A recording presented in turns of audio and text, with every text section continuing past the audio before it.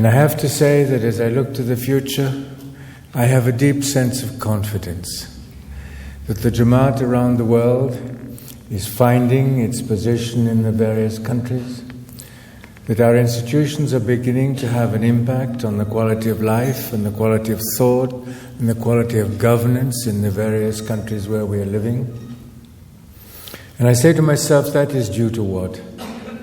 It's due to your wisdom, your knowledge, you're willing to help each other and to have the courage to think past crises, because that ultimately is the nature of what we all have to do, is to think past crises and to think as one family, which is what we are. We are one family. Whether the Jamaat comes from Tajikistan or Afghanistan or Syria or East Africa, it is one Jamaat.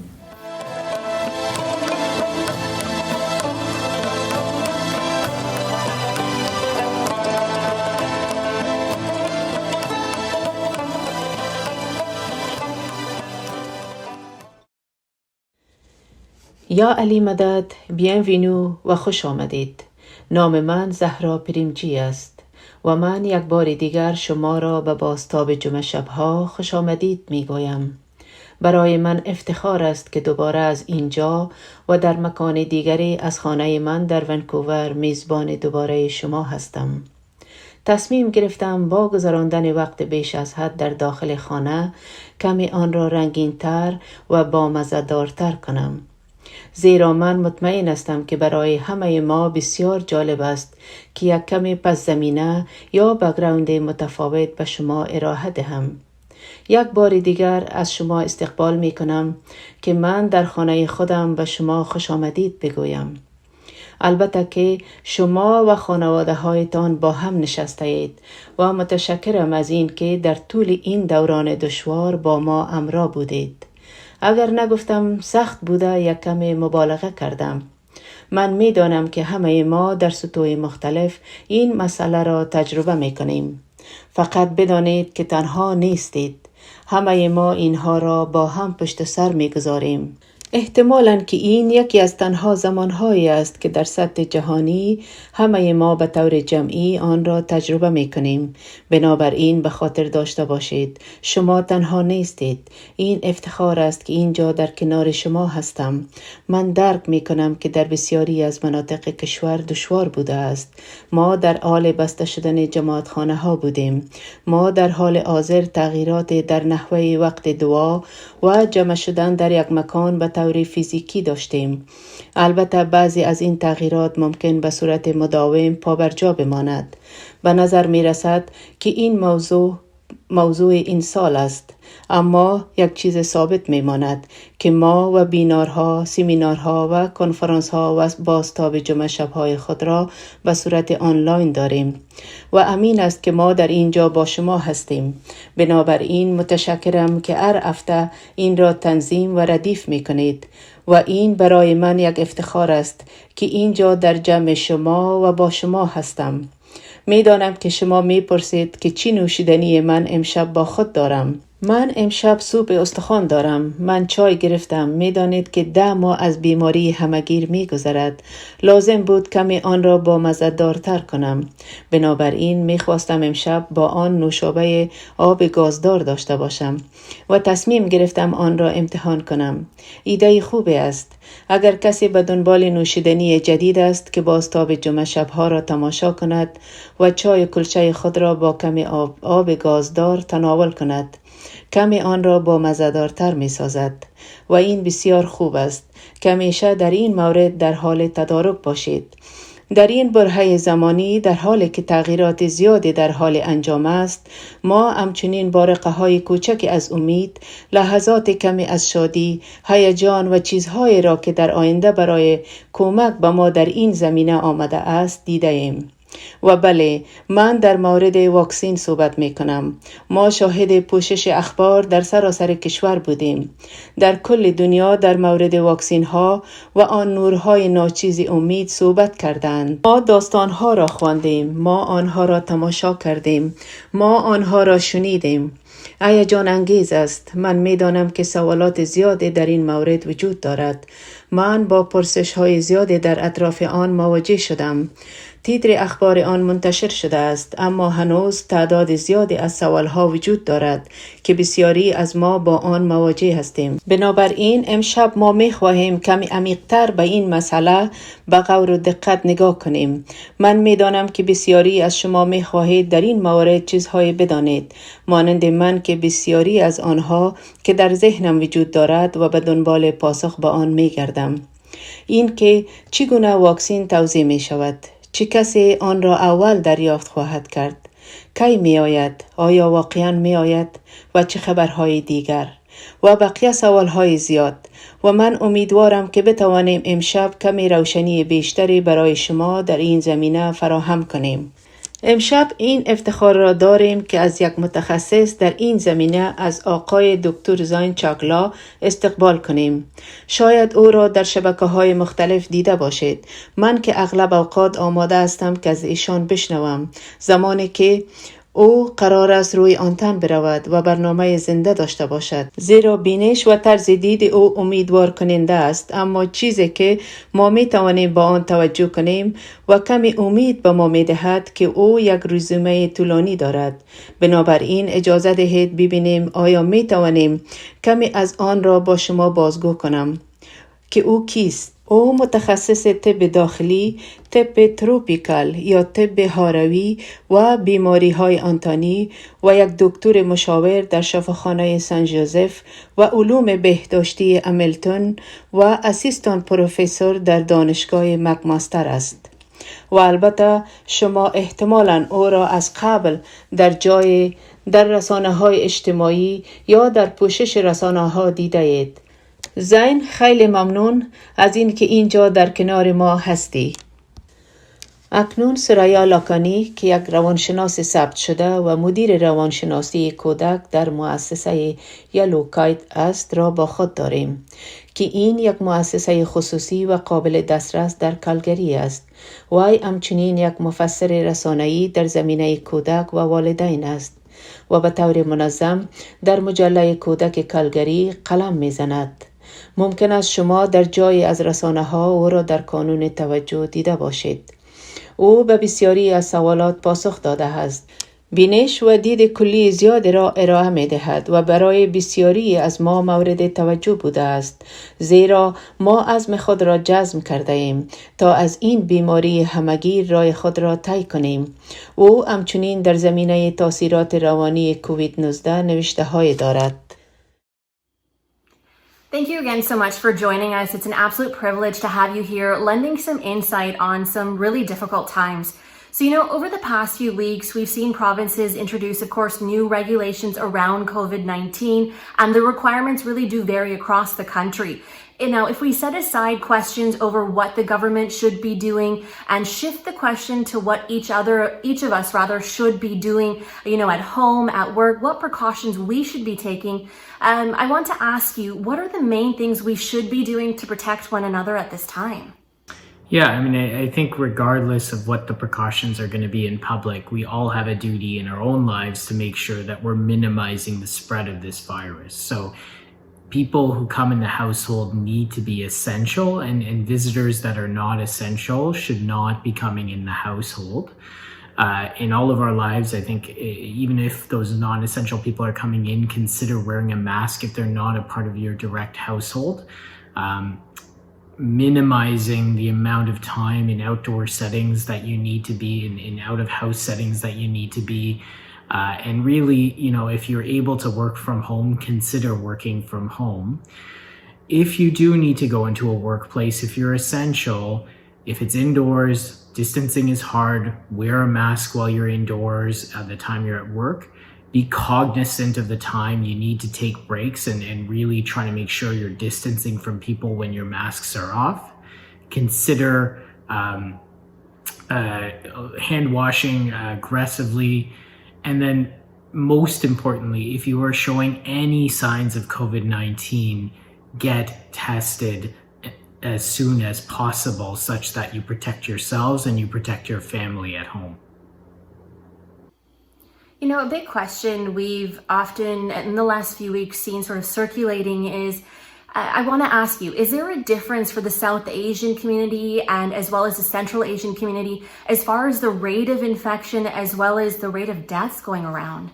Yeah, and we're getting data from Canada really establishing this. So in Toronto and Peel region where I live, we're seeing South Asians disproportionately infected as compared to the population. So in Peel region, 30% of the population is South Asian, but 50% of the infections are from South Asians.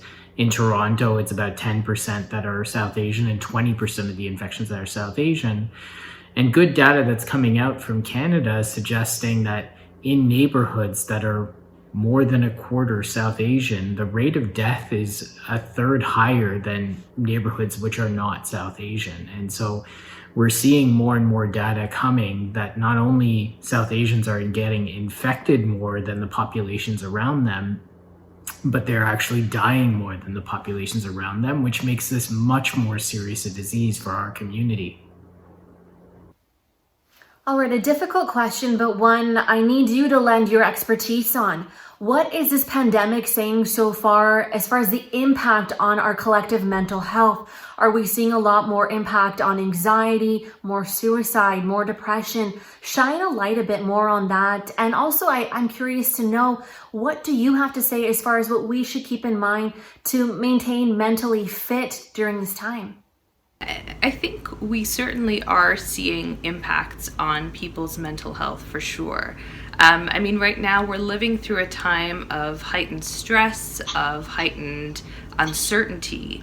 And so those variables can definitely impact how people are functioning from a psychological standpoint, from a mental health perspective. The other piece to keep in mind is that people who are predisposed to certain mental health conditions, to psychiatric illnesses, etc., are more vulnerable as well, as they might lose access to traditional coping mechanisms and outlets.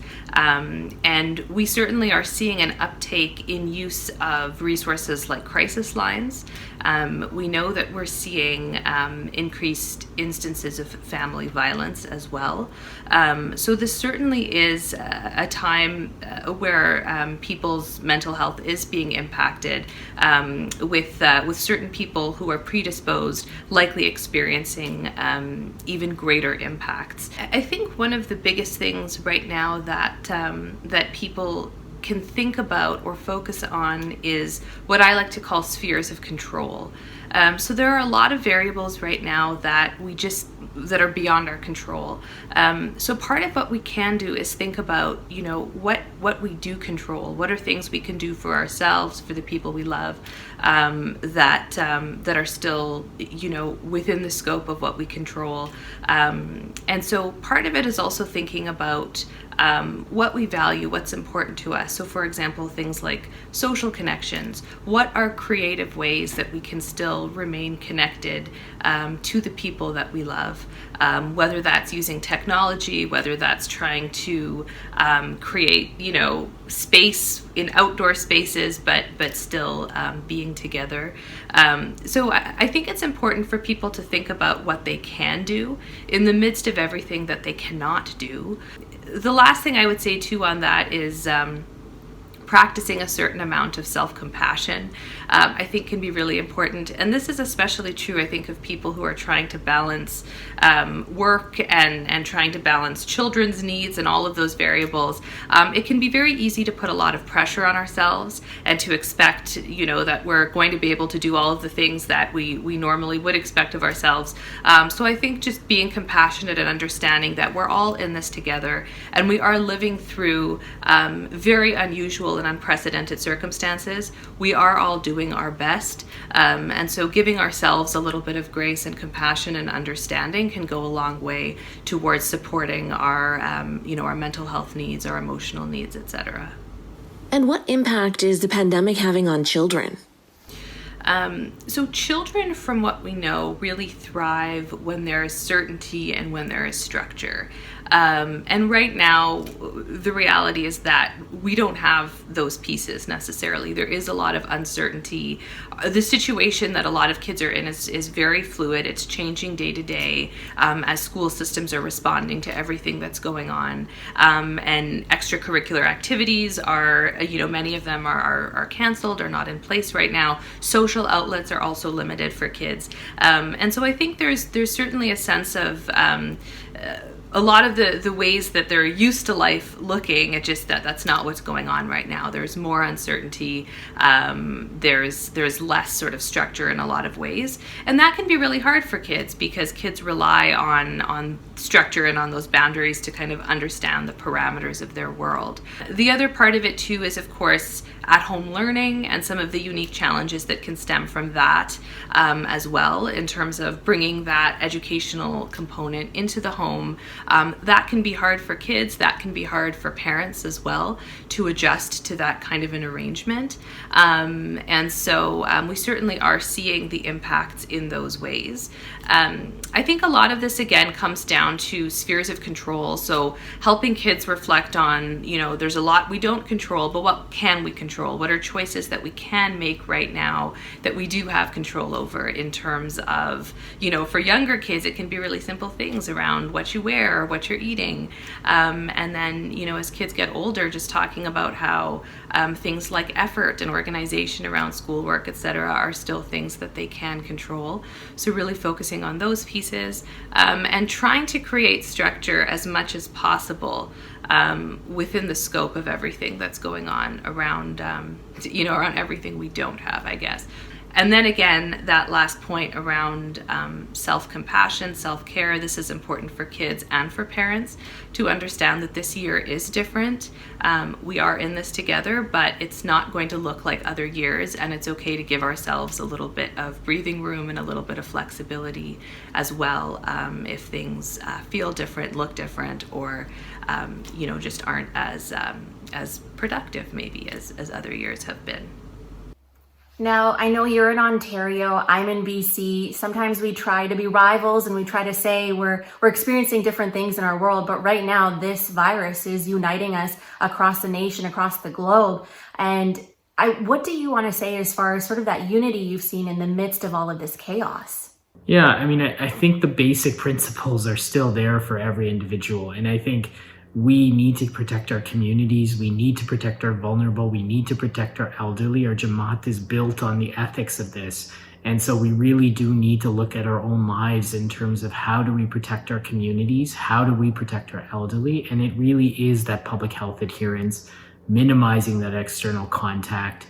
And when at work, if you have to be at work, really minimizing the risk of spread there. I think we all have a duty to the cities and the communities we live in to really protect those that are at risk from this virus until we finally get through this.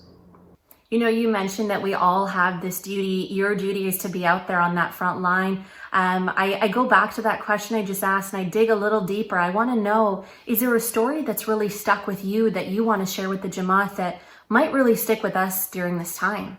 Yeah, it's interesting. I work in a bigger city, and there are patients I've seen 5-6 years ago that I remember very vividly for other reasons, and then I see them get COVID-19 and not get good outcomes. And they're lovely people before I get to know them and I get to know their families, and again they get struck by this illness randomly. They've tried their hardest to protect themselves, but it just takes one person coming into the household or one interaction where they were exposed that really leads to it, and them getting very sick, unfortunately some of them dying. And it's heartbreaking, not only knowing that they did try their best and really that all it took was one event, but also just knowing who they were before all of this and really making a bond with them and then seeing them lose to this disease.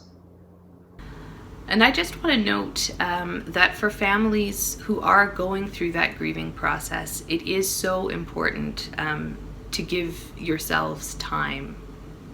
Grief is such a complicated process in any circumstance. And I think right now part of the challenge is that we don't necessarily have the same level of access to that sense of community support that can be such a comfort when grieving the loss of a loved one. And so again, I think it comes down to giving ourselves that grace and that sense of compassion, taking the time we need and understanding that, in the midst of, I think, a lot of the collective grief that we're experiencing as societies, we also need to take time to process our own, our personal grief or familial grief as well. I can't even imagine what it's like for you, but no, from myself, I think I can speak from the entire Jamaat when I'm saying thank you for what you're doing and for all the experiences that you are going through to make sure we're safe. And speaking of being safe and maybe a little bit of light, what are some of the effective treatments we're hearing about? Are we close to a cure? What's going on there? Yeah, so we know patients who are hospitalized with COVID-19, we do have better treatment. So the way we provide them oxygen, the way we deal with them in the intensive care unit, we know patients that need oxygen to the patients that need the intensive care unit, giving them steroids actually does save their lives. It gets them out of hospital better. And we know there are a number of other drugs that are coming out of the pipeline that are showing some progress in either preventing people from getting to hospital or helping people get out of hospital faster. So, the time we bought with the public health measures to study this disease and get treatments, we've made leaps and bounds of gains from February and March when we didn't know how to deal with this properly to now where we have treatments. But with that being said, we still see people dying and really the treatments have helped with the disease, but they certainly haven't stopped all the deaths needlessly from this disease. You talk about all of that work that's being put in right now. We've talked a bit about a cure hopefully on its way to us. Talk to us a bit about that light at the end of the tunnel. What can we expect next? How hopeful are we that we're going to get a vaccine? What's the word on it? When will it get to Canada? When is it making its way to us here so we can kind of hold on to that in the midst of what we're going through right now? Yeah, so as of 3 weeks ago, if you asked me, I would have said, they're in trials. We don't know how it's going to turn out. We're very hopeful. We now have data from final trials that shows not one, not two, three, maybe even 4 potential vaccines that are coming soon. And again, the data looking much better than even some of us would have predicted. We know some of this is being submitted. We're talking about scale-ups and approvals as of mid-December. And there are some promises starting to be put out there that Canadians may receive the first doses by January, which is incredible innovation. There's never been anything like this to date. But even if we get that vaccine out to the most vulnerable and protecting their healthcare workers, we're going to see a lot less damage from this disease. We're going to see a lot less people dying and certainly a lot more hope in the future that by the end of 2021, we'll be back to some place that's normal.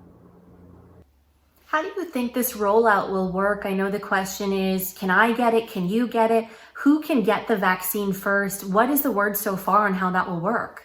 Yeah, so there's a federal framework by the federal government that really prioritizes the people at the highest risk of dying first. So those in long-term care facilities, those with cardiac conditions and other conditions that put them at high risk.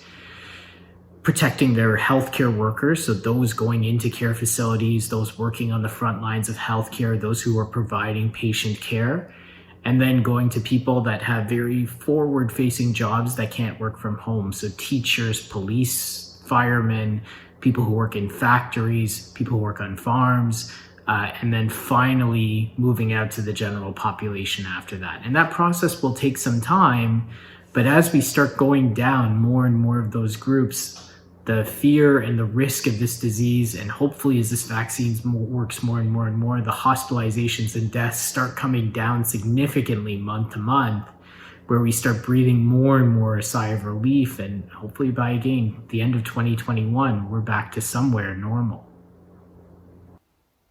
We're talking about all of these bright spots, but I have to keep it real. We don't have that vaccine just yet. But what I do want to ask you about is we've talked a lot in our webinars over the last year about an advance directive. Tell me a bit more about what that means, what it is, and do you think we should really have one right now in case we get sick? Yeah, so an advance directive is a legal document that's typically included in a will, but gives people direction on what to do if you were to get so sick that you can't make decisions anymore. And being on the other side of that, asking family members what their family member would want is often such a difficult time for an individual, trying to not only deal with the fact that their family member is ill, but also to make decisions that really impact whether or not one will get particular therapies, one will go to the intensive care unit, or unfortunately if one would have care withdrawn on them and pass away. And so it's incredibly important that those decisions get made beforehand, that family members talk to their delegates about what they would want in those events where they were not able to talk, where they would go to the ICU, where they may live on machines and tubes for a while, and really have those discussions honestly. It's very hard to make those decisions in the moment.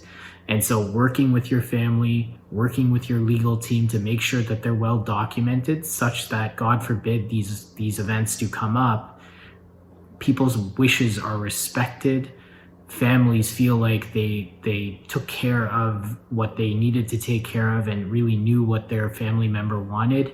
And again, that the healthcare that's provided to a person really matches what their ethics and their wishes are. A tough question to answer, definitely, but I think the reality of it, we all need to bear in mind. But, I'd be remiss not to ask you this question that a lot of people have been asking me. I know I get the phone call from my grandparents. What should we be doing during Kushali, during the holidays?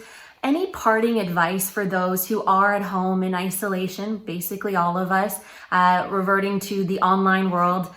What kind of advice do you have other than wearing a mask and using the hand sanitizer?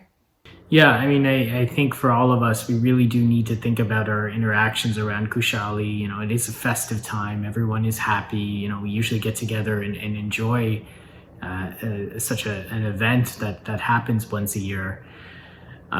Gathering is going to be an issue this year. And I think we have to think about ways that we do Kushali in a way that we celebrate, we're able to support each other, whether it be virtually, whether it be in very controlled settings outdoors.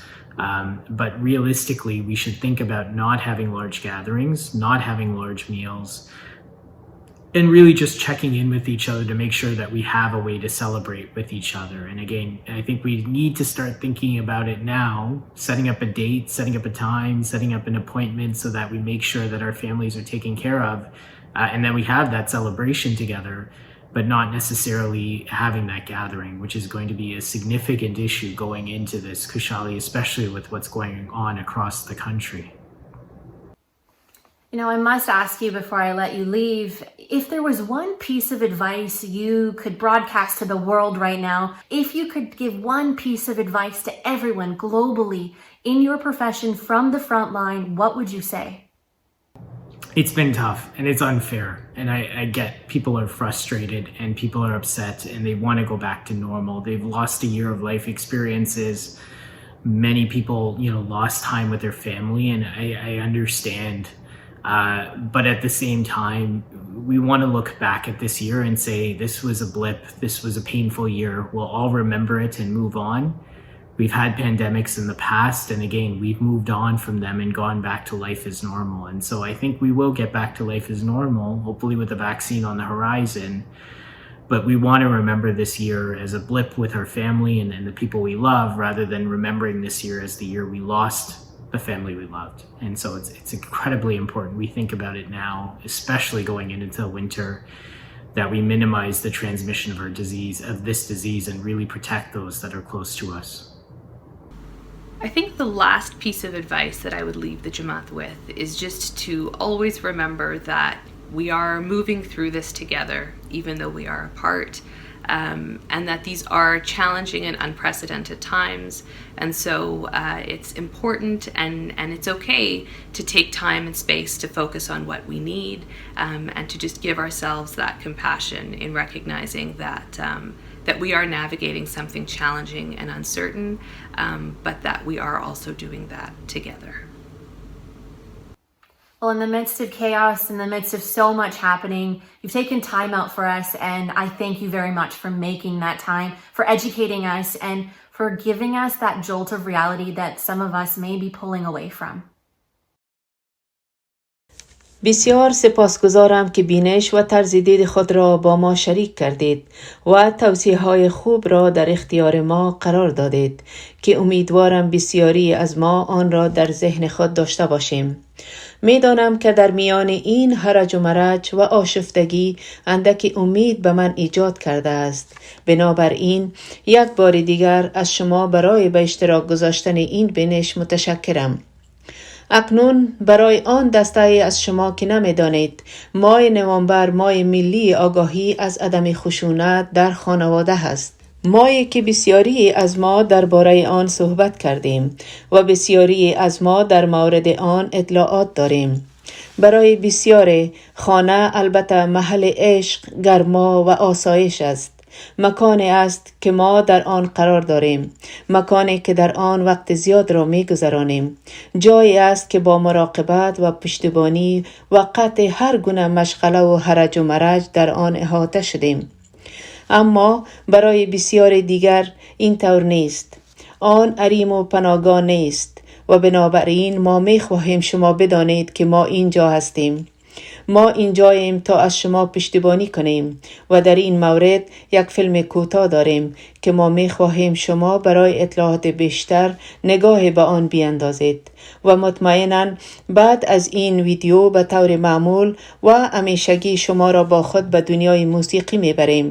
بنابراین می دانم که دور هم جمع شده اید. اطلاعات را بررسی و موسیقی را به تماشا بنشینید و هفته آینده دوباره شما را می بینم. تشکر از این که با ما بودید و الله حافظ.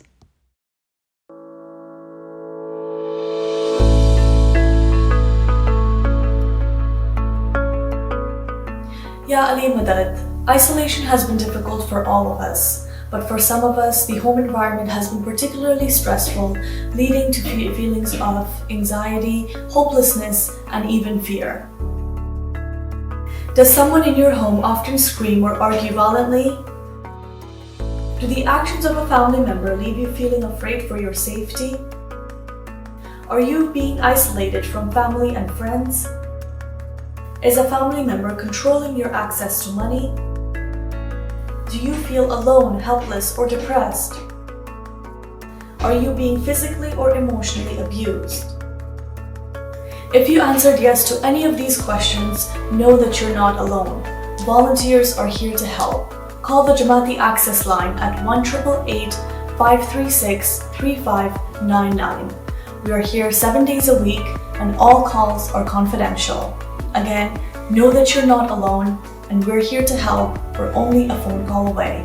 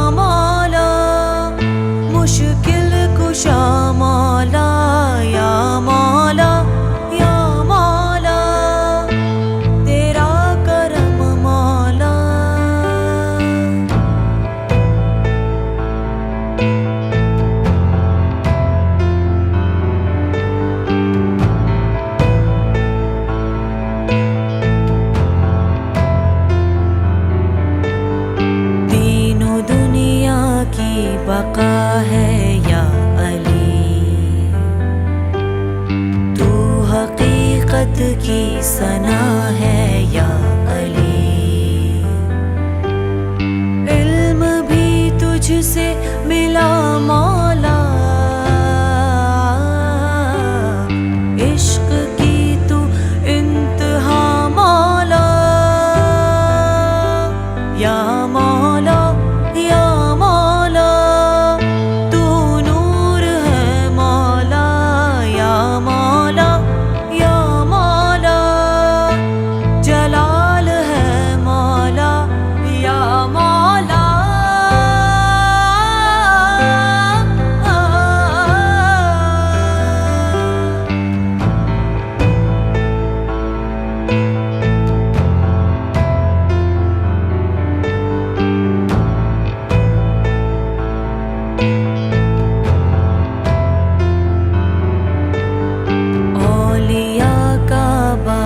दिशा है या अली,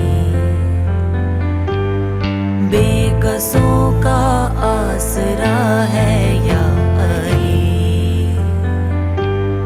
तू ही हक का सिलसिला मौला,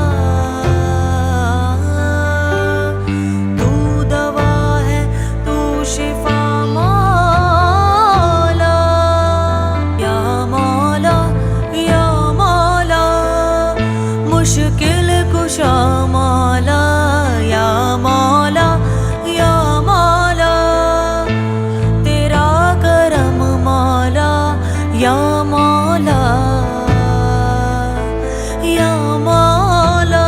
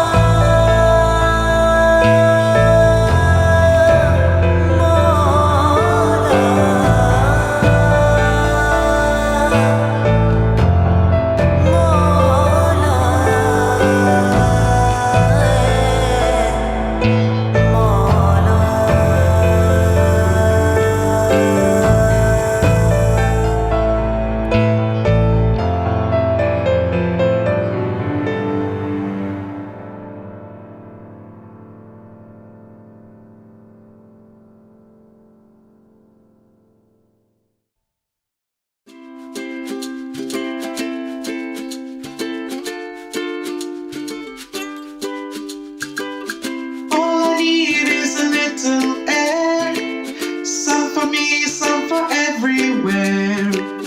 All I need is a little sun, some for me, some for everyone. A little bit of love, a little bit of love, a little bit of love, a little bit of love.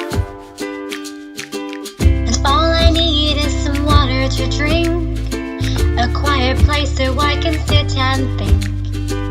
And if I find me a pot of gold, I'll never forget about the rainbow. A little bit of love, a little bit of love, a little bit of love, a little bit of love.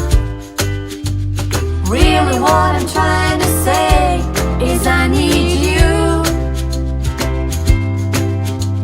and every little bit of love you give me too.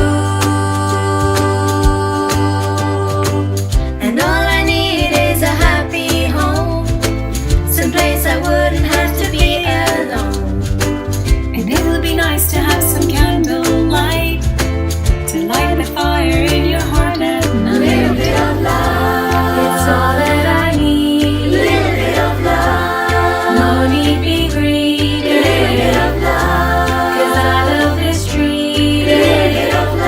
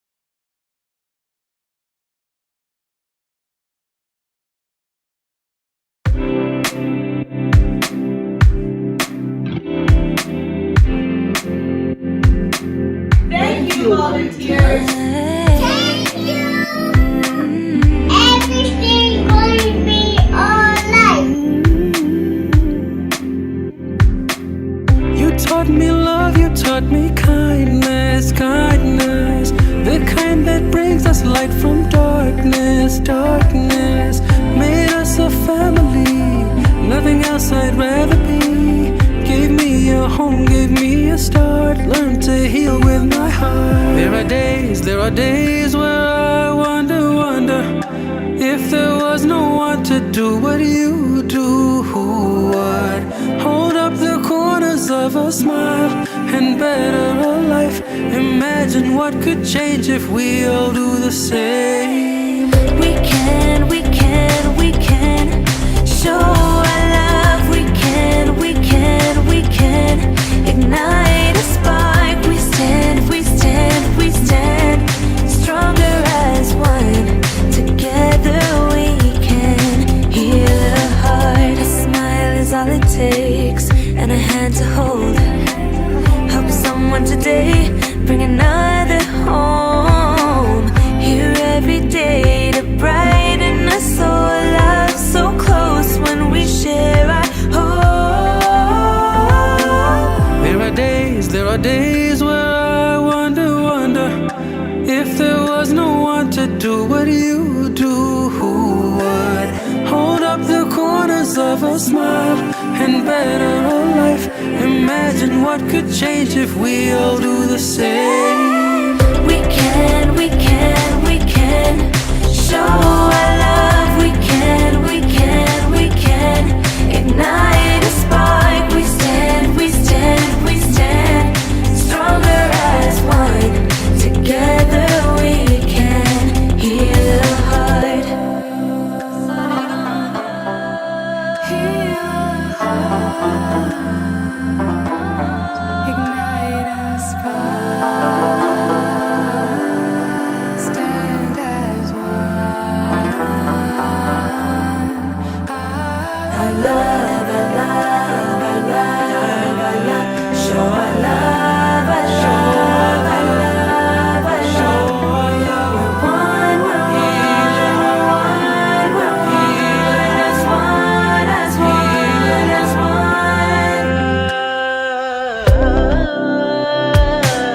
We can show our love. We can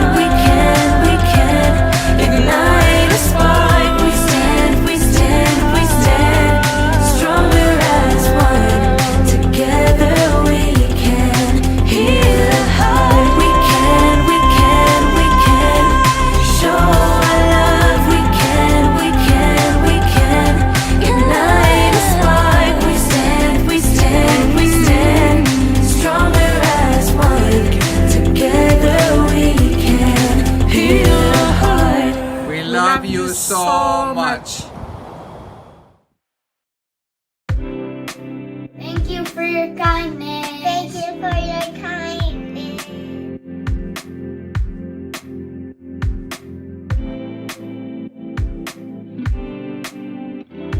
مهربانی و تلاش شما بی‌نظیر است. Thank you health workers. We are proud of our all brothers and sisters. Thank you. Thank you. Obrigado. Asante sana to all the volunteers. Thank you. First responders and community helpers for all your hard work and effort. Stay safe. E além disso, obrigado a todos, médicos, enfermeiros, voluntários, que estão dia e noite a cuidar da nossa saúde. E a todos, fiquem em casa, fiquem seguros, fiquem bem. Stay home, stay safe. We are one remote. Stay safe and stay healthy.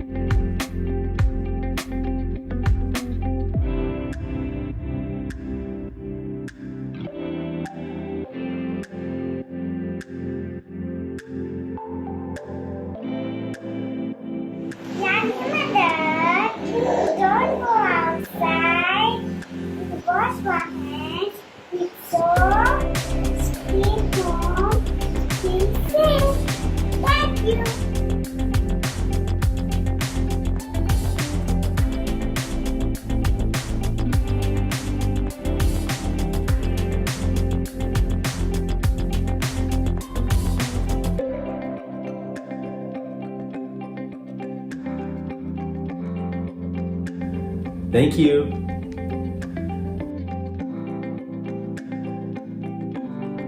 I have your favorite masala chai ready for you. Take care, be happy, and ya Ali Madad.